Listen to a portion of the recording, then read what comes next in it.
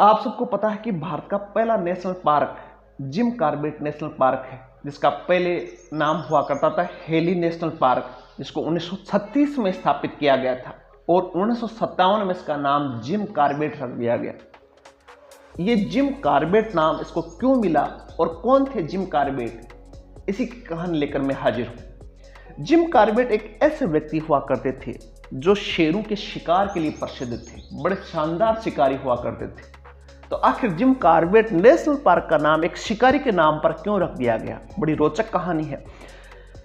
कहानी की शुरुआत होती है 1920 के आसपास, जब उत्तराखंड का क्षेत्र है वो आदमखोर शेरों से डरा हुआ था। बहुत सारे आदमखोर जानवर, तेंदुए, शेर है, वो मनुष्यों पर हमला कर देते थे और बहुत सारे मनुष्य उनके शिकार हो जाते थे। एक शेर था जिसने 1200 लोगों को मारा था और इसकी शिकायत जब अंग्रेज अधिकारियों से की, ब्रिटिश सरकार से की गई, तो ब्रिटिश सरकार ने एक बहुत शार्प शूटर या यूं कहे बहुत तगड़े शिकारी जिनका नाम था जिम कॉर्बेट, उसको बुलाया गया, जो कि ब्रिटिश सेना में एक बड़े अधिकारी थे। वो जब भारत आए तो उनको ये जिम्मा सौंपा गया कि उत्तराखंड के क्षेत्र में जितने भी आदमखोर जानवर हैं उनको मार दिया जाए। और उन्होंने पहला जो शिकार मैं बता रहा था, पहला जो शिकार है उस शेर का किया जिसने 1200 लोगों को पहले मार रखा था।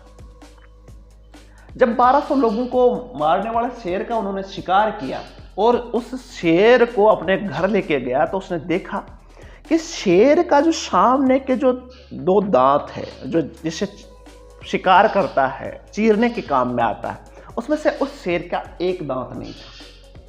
इस चीज ने उसको बड़ा प्रभावित किया और उसको लगा कि यार शेर ने मनुष्यों पर हमला किया तो क्यों किया, उसकी वजह इसका ये दांत है, क्योंकि ये जानवरों का शिकार नहीं कर सकता था, इसलिए इसने मनुष्यों पर शिकार किया। उसके बाद में उसने बहुत सारे तेंदुए और बहुत सारे शेरों का शिकार किया और उन्होंने उसके शव का परीक्षण जब किया तो उसने देखा कि शेरों के जो शरीर था उस पर कहीं ना कहीं गोली का निशान मिला, कहीं लाठी के निशान मिले या कहीं भाले से घाव देखने को मिला। तो जिम कॉर्बेट को ये लगने लगा कि यार यहाँ आने के बाद में तो मुझे शेरों को बचाने की आवश्यकता है, आदमियों को बचाने की आवश्यकता नहीं है, क्योंकि मनुष्य शेरों से डरे हुए नहीं है, शेर मनुष्यों से डरे हुए। और उसके बाद में उन्होंने अपना सारा जीवन जो है वो शेरों को बचाने के लिए लगा दिया। हमेशा प्रकृति को बचाने में उन्होंने अपना प्रयास प्रारंभ कर दिया और उत्तराखंड का नैनीताल जो क्षेत्र है उसमें एक छोटे से क्षेत्र को शेरों के लिए और जंगली जानवरों के शिकार को रोकने के लिए संरक्षित क्षेत्र घोषित कर दिया गया और धीरे धीरे वहाँ पर्यावरण को बचाने के लिए प्रयास किया। और पर्यावरण से उनको इतना लगाव था कि जीवन के अंतिम क्षणों में वो पेड़ की टहनियों पर झोंपड़ी बनाकर रहने लगे। ऐसे थे जिम कॉर्बेट, जिनकी मृत्यु 19 अप्रैल 1955 को हुई और उन्हीं को बाद में 1957 में जो हेली नेशनल पार्क था उसका नाम जिम कॉर्बेट नेशनल पार्क रखा।